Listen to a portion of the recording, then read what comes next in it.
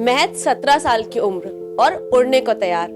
यूं कहिए कि ओलंपिक में कदम रखने को तैयार, ओलंपिक जीतने को तैयार, भारत का नाम रोशन करने को तैयार।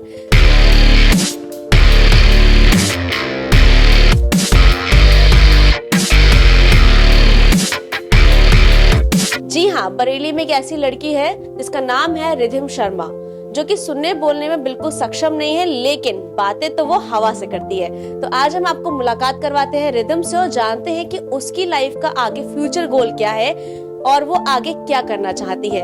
Hello Ridhim.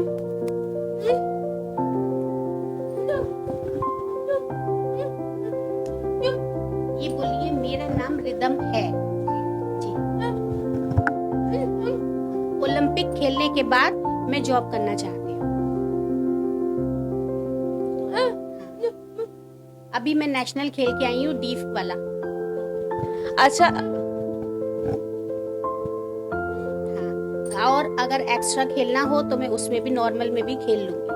Okay okay okay. अच्छा, अगर बात करें कि रिधिम को कब इंटरेस्ट, आपको कैसे पता चला कि रिधिम को गेम्स में इंटरेस्ट है, वो एथलीट बनना चाहती है? जब ये छोटी थी 4-5 साल की, तब से इसको गेम का बहुत शौक था। नॉर्मली टीवी हम लोग देखते थे तो वो हमारा टीवी हटा के, चैनल हटा के अपना गेम का लगा लेती थी। स्कूल में भी स्पोर्ट्स होते थे, उसमें भी ये रनिंग में ही लेती थी ज्यादातर, और सभी में इसने फर्स्ट प्राइज जीते ही थे। फिर ये 14-15 साल की हुई, तब भी इसको यही इंटरेस्ट, क्रिकेट देखना और WWF वगैरह, ये सारे स्पोर्ट्स के चैनल ही देखती थी। तभी से शुरुआत, फिर हम लोगों ने सोचा शायद इसको स्पोर्ट्स में है, तो पढ़ाई के साथ साथ हमने इसको स्पोर्ट्स में डाला। फिर दिक्कत आई कि अच्छा कोच कहाँ से हो, क्या हो, तो फिर हमने, हमारी गली में ये हैंगे, उनके भाई वो अजय कश्यप जी हैं, रोड नंबर 4 पे, वो सिखाते हैं बच्चों को। उन्होंने कहा कि मेरे भाई सिखाते हैं, आप वहाँ भेजिए, और वहाँ से इसको फिर हमने वहाँ भेजना शुरू कर दिया। 3 महीने तो लगातार मैं ही इसको लेके गई थी, फिर उसके बाद ये अपनी साइकिल से ही जाने लगी। अच्छा, अगर बात करें चैलेंजेस की, जैसे कि वो बाय बर्थ ही सुनने और बोलने में सक्षम नहीं है, तो आपको चैलेंजेस कैसे कैसे फेस करने पड़ते हैं? हमें हर चीज का करना पड़ता था, कई बातें हम इसकी नहीं समझ पाते थे।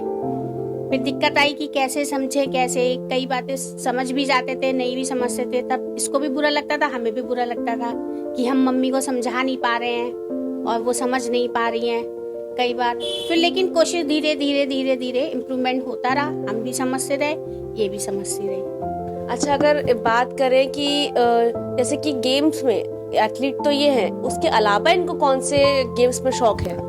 इसके अलावा इन्हें वॉलीबॉल में शौक है। अभी स्कूल में हुआ भी था इनके, तो फिर बस ये थोड़ा डीफ एंड डफ की वजह से इनका नहीं हो पाया।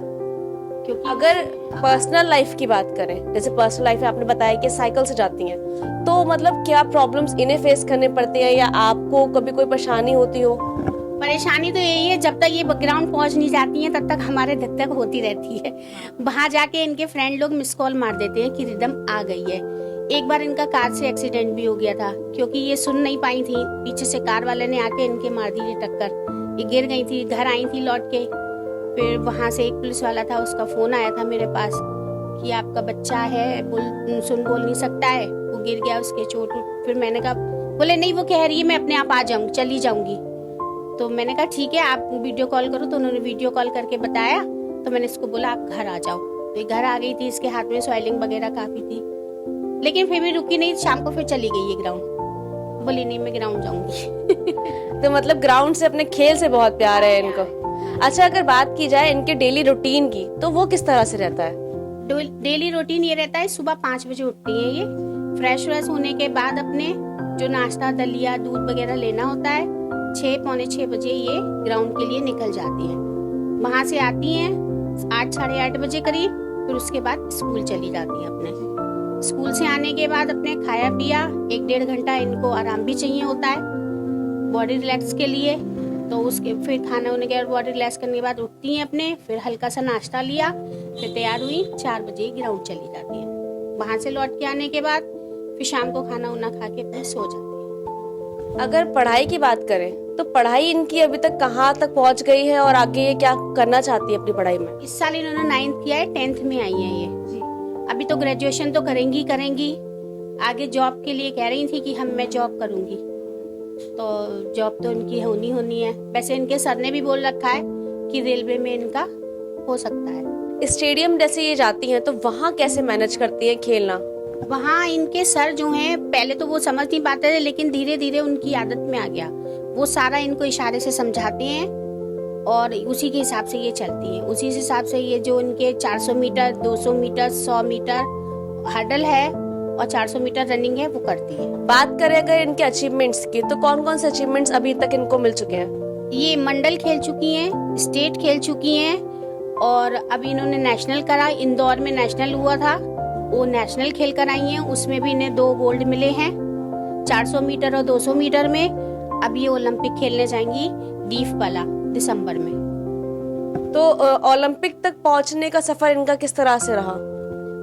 काफी कठिन रहा, पैरों में भी काफी तकलीफ है इनके, अब भी तकलीफ है, लेकिन प्रैक्टिस पे ये जा रही हैं क्योंकि इन्हें प्रैक्टिस जरूरी है। अगर ये प्रैक्टिस नहीं करेंगी तो इनको दिसंबर में बहुत दिक्कत हो जाएगी। अच्छा, अगर बात करें जैसे आपकी बेटी के साथ एक डिसेबिलिटी है, आपने अपनी बेटी को इतना आगे बढ़ाया है, क्या रिश्तेदार की अगर बात करें या समाज को लेकर के क्या नजरिया रखते हैं आप? हम समाज और रिश्तेदारों को नहीं देखते हैं, जो हमने करना है वो करना ही है। हमने अपने बच्चे को आगे बढ़ाना है। देखिए आगे जाके हमारे कोई काम नहीं आएगा, हमारा बच्चा ही काम है। अभी हम इसका भविष्य बना देंगे तो बन जाएगा। हालांकि रिश्तेदार और गली वाले वगैरह से कोई किसी को कोई प्रॉब्लम, कोई दिक्कत नहीं है, लेकिन कोई कभी कुछ कहता है तो थोड़ा फील तो होता ही है। लेकिन अब जब ये देखते हैं मेरे बच्चे की कामयाबी तो सब खुश होते हैं कि हाँ हमारी गली का, हमारे परिवार का, हमारा सबका नाम रोशन हो रहा है। बहुत बहुत अच्छी बात है ये।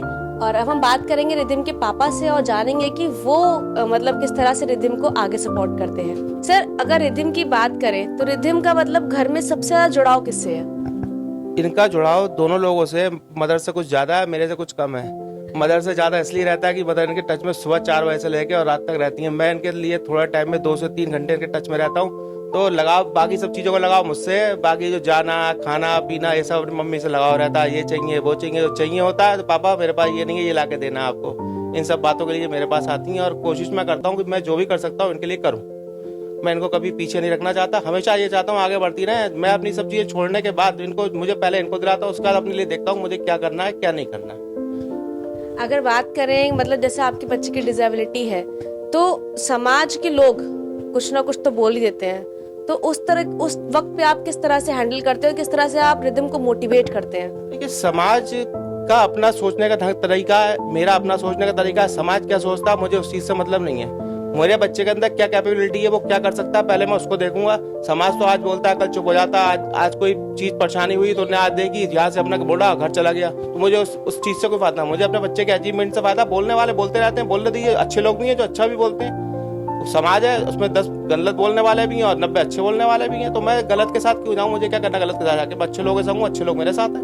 मैं अपने बच्चों के अचीवमेंट करता जाएगा, मैं उसके लिए आगे बढ़ाता जाऊंगा। मुझे इससे क्या दिक्कत है? समाज से कोई दिक्कत नहीं। अच्छा, कोई ऐसा किस्सा जिस वक्त जैसे कि रिधिम खेलने गई हो, वो डीमोटिवेट हो गई हो, तो आपको मतलब उस वक्त जैसे उसने बोला हो कि नहीं अब मुझे आगे नहीं बढ़ना, तो वो वक्त कुछ ऐसा किस्सा जो आपको याद हो? ये स्टार्टिंग की बात है। ये मैंने जब अजय कश्यप जी के पास इनको भेजा था तो इनकी मदर को मैंने भेजा, बोली मैंने कहा आप चली जाओगी संग में? भाई मेरे पास तो टाइम नहीं कि 3 घंटे स्टेडियम बैठूं जाके, तो ये मदर के संग जाने लगी। फिर ये बोली नहीं पापा मुझे साइकिल दिला दो मैं खुद जाऊंगी। मैंने कहा बेटा चली जाओगी? बोले हाँ मैं चली जाऊंगी। तो 10 दिन तक मैं कंटिन्यू इनके संग पीछे पीछे गया, तो मुझसे क्या कह रही क्यों आप मेरे पीछे आते हो, सर से इशारा कर क्यों मेरे पीछे आते हो, मैं सब जानती हूँ मैं चली जाऊंगी आराम से। और मैं इस बात को मानता हूँ कि इस लड़की में जितना भी करा सब अपने आप करा, बाकी सपोर्ट उनकी मदर की रही, लेकिन इसने बाहर जाना आना हर तरीके काम खुद करा। साइकिल लेके गई, यहाँ से 6 किलोमीटर जाती है, 6 किलोमीटर आना बहुत बड़ी बात होती है, इतना रश होता है। उसके बावजूद भी आज तक इसको परेशानी नहीं। कभी एक आध एक्सीडेंट हुआ, कोई छोटी मोटी बात हो हम लोगों के संग ही होती रहती, बच्चों किसी बच्चे के संग हो सकती है, वो तो एक अलग की बात है। लेकिन हमेशा अपने वर्क में रही, जाना है तो मुझे खुद जाना है। मुझसे कहती है मुझे ट्रेन में अकेले भेज दो, तो मैं ये कोशिश करता हूँ बच्चों के संग भेज दो तो चली जाएगी। मैंने फिर इसको अगर DRM ऑफिस से टिकट कराने का, मैं टिकट करा लोगी? बोले हाँ मैं करा लूंगी। मैं इसको सब काम कराता रहता हूँ संग में। तो वहां गई, अपना फटाफट इसने लिख के दिया, फॉर्म भरा, फॉर्म भरने का अपना आ गई वहां से, बोली करा लूँ पैसे दो, मुझसे बोली पैसे दो, मैं लो गई, उसने अपना रिजर्वेशन करा लिया। मैं खड़ा रहता हूँ क्योंकि अगर मैं बच्चे को सिखाऊंगा नहीं तो बच्चा सीखेगा कैसे? तो मैं मोटिवेशन इनका करता रहता हूँ, हर जगह बढ़ाता रहता हूँ। अरे वो क्या कहेगा आपसे, ज्यादा आपसे ये कहेगा भाई इसमें गलत भरा हुआ है, आप दोबारा भर के लाओ। और आप उसको इशारा कर दोगे वो समझ सकता है, समझ लेगा, नहीं समझेगा तो हम खड़े हुए हैं बाहर, हम कर देंगे, कोई दिक्कत नहीं है। लेकिन सारे काम कराती है अपने। आप बाजार भेजिए, सब सामान ले आएगी, कोई दिक्कत नहीं है उसको।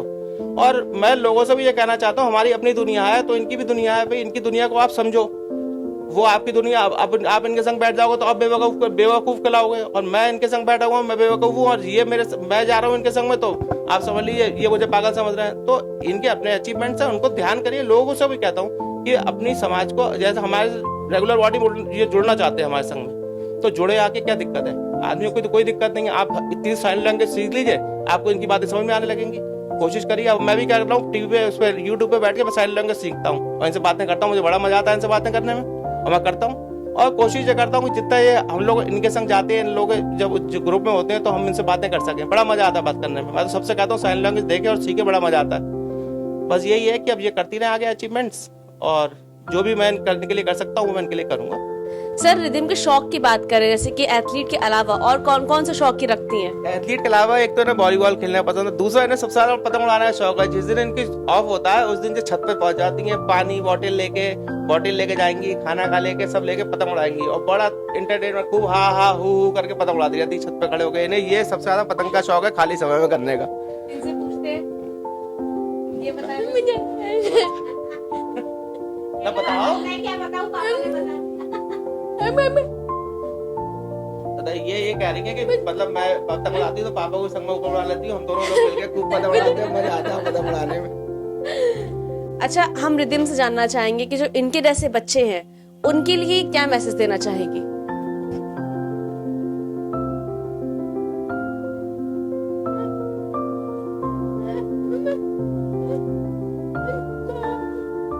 ये कह रही है कि हमारे जैसे जो बच्चे हैं वो खूब तरक्की करे और देश का नाम रोशन करे, मैं यही चाहती हूँ।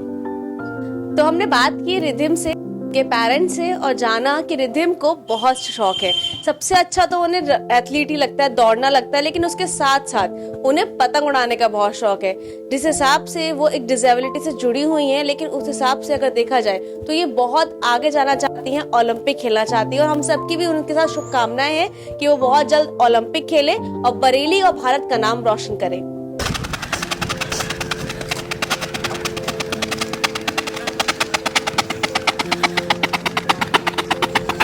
अब हम बात करते हैं NIS कोच अजय जी से और जानते हैं उनसे रिधिम के बारे में। नमस्कार सर। नमस्कार मैम। सर, मैं जानना चाहूंगी कि रिधिम की अगर मतलब रिधिम आपके पास जब पहली बार आई उस वक्त का आपका क्या अनुभव था, और आज का अगर देखा जाए तो क्या अनुभव है?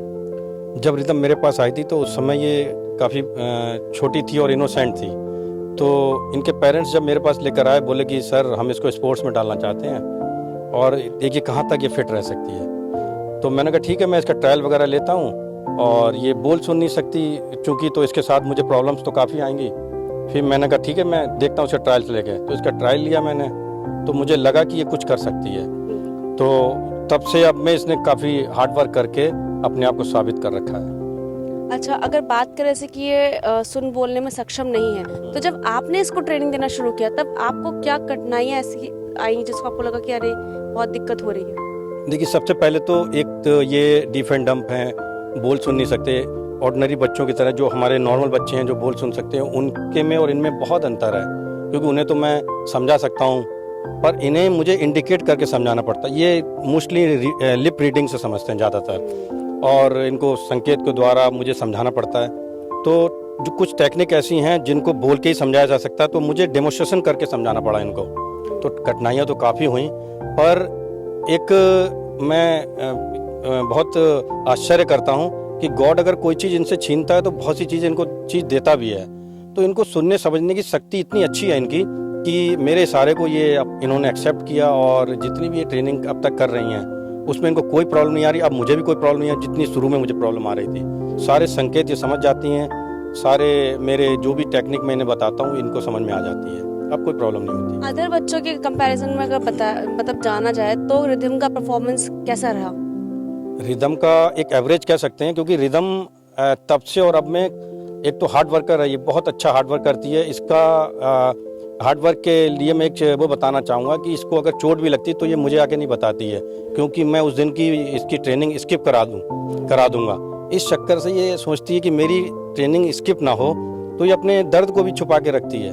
और बहुत ज़्यादा मेहनत करती है, मेहनत के प्रति काफ़ी सिंसियर है ये, और इसकी आज मेहनत ही है जो इसको आज यहाँ तक लेकर आई है। मेहनत के द्वारा ही आज इसने नॉर्मल बच्चों को भी पीछे छोड़ रखा है। तो मैं तो यही कहूँगा कि इसकी मेहनत है जो ये अब तक यहाँ तक आई है, और आगे भी आप लोग का सबका आशीर्वाद रहा तो बहुत अच्छा करेगी। अचीवमेंट्स की बात करें रिधिम की, तो रिधिम के अचीवमेंट्स अब तक किस लेवल तक पहुंच गए? जब रिदम मेरे पास आई थी तो इसका कोई क्योंकि इन लोगों के स्कूल्स वगैरह भी अलग होते हैं, और स्कूल में इनका मैंने जब एडमिशन कराया तो स्कूल गेम सबसे पहले इन्होंने खेला, तो उसमें इनकी स्टेट लेवल पर, पहले डिस्ट्रिक्ट लेवल पर, मंडल लेवल पर, फिर स्टेट लेवल पर इनकी परफॉर्मेंस को देखते हुए इनका सिलेक्शन हुआ नेशनल के लिए। और अभी ये अपना डीफ एंड डम वाला इनका एक मूक बधिर वाला अभी नेशनल हुआ है, वो खेल कर आई है इंदौर में। सबसे अच्छी परफॉर्मेंस इनकी वहाँ रही है। इन्होंने वहाँ पर 400 मीटर में और 200 मीटर में गोल्ड मेडल प्राप्त किया है, और जिसकी मैंने तैयारी करा रहा था हेडल्स में भी इन्होंने जो है वहाँ पर अच्छी परफॉर्मेंस दी, गोल्ड मेडल लिया है। तो ये 3 गोल्ड मेडल लेकर आई हैं ये, और काफ़ी अच्छा इनका सफ़र रहा है, और आगे मैं इनको बहुत अच्छे लेवल पर देखना चाहता हूँ अगर इसी तरह ये लगी रही तो। अच्छा, कोई एक ऐसा मैसेज जो आप अदर बच्चों को देना चाहें? मैं यही कहूँगा क्योंकि स्पोर्ट्स में कोई शॉर्टकट नहीं है। आप अगर मेहनत करोगे तो आपको बहुत कुछ मिलेगा, और बहुत से बच्चों को स्पोर्ट्स के प्रति ज़्यादा जागरूकता अभी है नहीं, उन्हें यही नहीं पता कि स्पोर्ट्स से हम क्या क्या अचीव कर सकते हैं। स्पोर्ट्स में इतना कुछ है, अगर आप अच्छा स्पोर्ट्स करते हो तो आपको नौकरी है और अच्छा धन संपत्ति बहुत कुछ है इसमें। इतने मतलब आपको पुरस्कृत किया जाएगा इतने अच्छे उससे कि आपको उसके बारे में नॉलेज नहीं है। नौकरियां भी बहुत अच्छी हैं, कोई हाइट का मानक नहीं रह जाता जब आप अच्छे लेवल पर खेल कर जाते हो तो। और बस यही है कि मेहनत करें, और मेहनत से सब कुछ संभव है, कोई भी कुछ भी कर सकता है। ऐसा नहीं है कि हम ये चीज़ नहीं कर सकते। तो मेरे पास जितने भी बच्चे आते हैं मैं तो यही उनको सजेशन दूंगा कि स्पोर्ट्स को अपना कैरियर बनाएं, और उसमें जो है अपने आप को साबित करें, और काफ़ी अगर उनको अपने सपने पूरे करने हैं तो इससे अच्छा प्लेटफॉर्म मैं समझता नहीं हूँ कि और कोई होगा। सही बात है sir, thank you so much. तो हमने बात की रिधिम के सर से, और उन्होंने बताया कि जो बच्चे हैं वो बहुत ज़्यादा मेहनत करें, कोई शॉर्टकट नहीं है स्पोर्ट्स का। और आप भी हमारे साथ जुड़े रहिए और देखते रहिए खबरी दुनिया।